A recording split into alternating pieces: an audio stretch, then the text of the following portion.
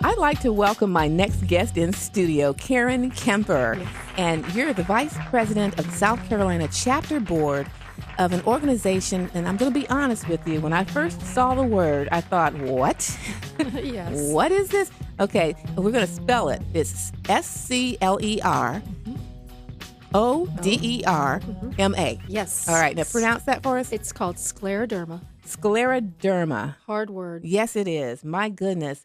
What is scleroderma? Well, it's a medical term that describes hard skin, literally. Okay. And what it is it's also called systemic sclerosis, not necessarily easier of word, but it describes a disease that is often typified by hardening of the skin.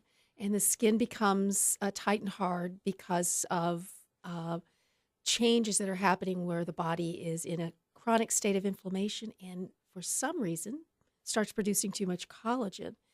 And the term itself is a little misleading because it makes you think it's just happening to the skin. It's really happening to all the organs in the body. The body is the immune system. It is an autoimmune disease. The immune system's become confused for some reason. It is attacking its own endothelial cells, the little cells that line the blood vessels and all the organs. And it creates a constant state of inflammation. And the our bodies, I'm a patient with scleroderma, starts producing too much collagen in response. And it's that collagen formation that causes fibrosis or hardening of tissues. It's almost like choking off these tissues from their nutrition and oxygen supply. And who does scleroderma affect? It does have its preferences, and it's not completely understood. It does affect more women than men. Okay. And it does affect women in the prime of their lives and men as well. It affects all races. It does seem to have a more vicious effect on minorities, African Americans, and men. They do seem to have poor outcomes, more likely to have that more aggressive form of the disease. It just is a devastating disease, but affects a lot of people very differently. I have been very fortunate. I've had scleroderma about 26 years. Mine is very slow.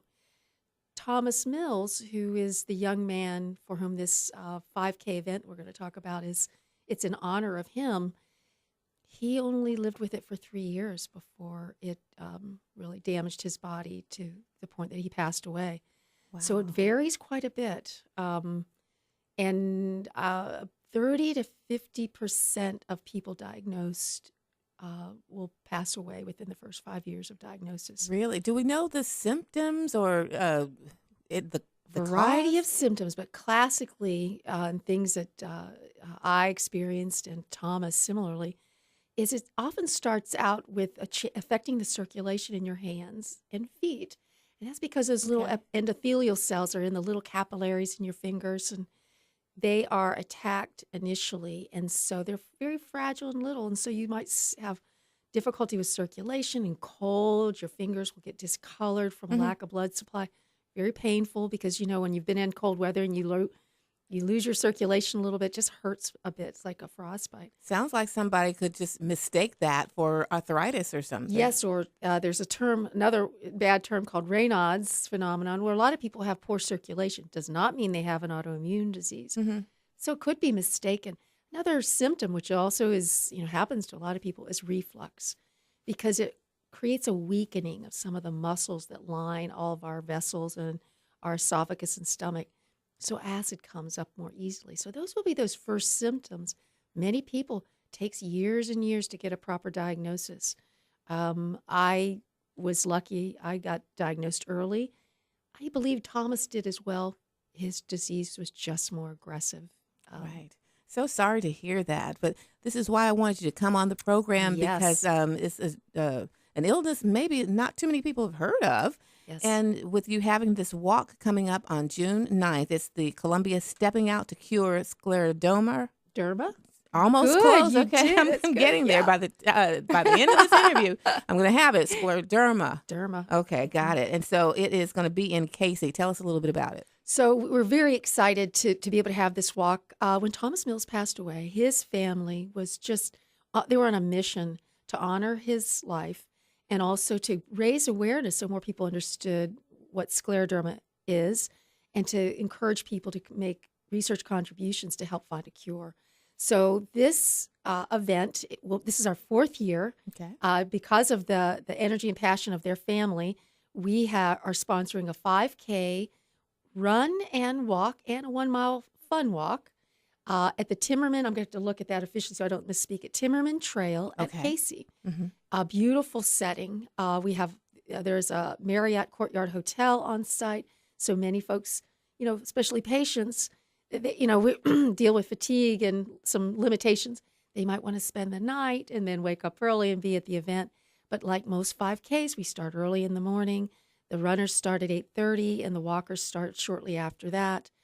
And registration opens at 7:30 if people want to sign up for the day of. Okay, and you're taking a registration right now, too. Yes, though. They can go online and register. If they register by May 26th, they'll be guaranteed a T-shirt.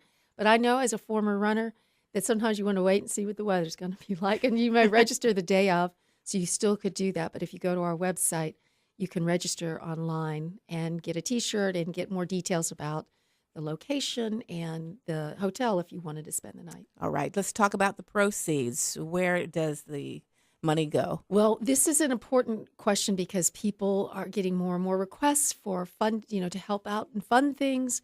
And the money that we raise goes to the Scleroderma Foundation. That's a national organization. It is a 501c.